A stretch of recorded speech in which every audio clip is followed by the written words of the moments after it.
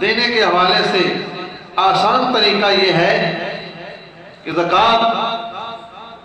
جو ہے وہ دینے والا سب سے پہلے مسلمان ہو، بالغ ہو، عاقل ہو، آزاد ہو، مالک نصاب ہو، یعنی نصاب کا مالک ہو،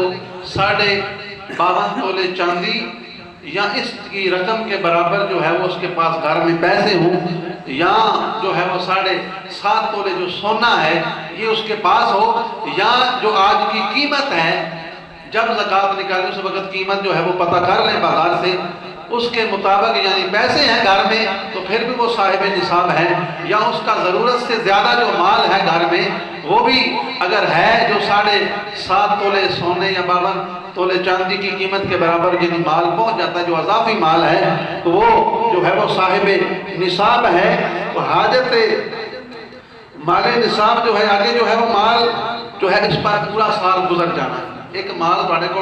پیسے سونا ہے جو بھی ہے وہ دیتے پورا سال گزر جانا تو پھر اس سے زکوٰۃ جڑی ہے لاگو ہوندی ہے، یعنی آج تسا مال سونا رکھیا گھر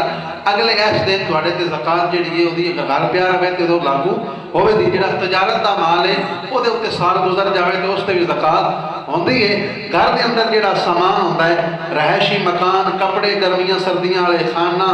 داری کے سامان، سواریوں کے جانور، کام کاج، اوزار، گھریلو اخراجات، اہل علم کی جو کتابیں ہیں، جنگ والا جو آلات ہیں، سامان ہیں،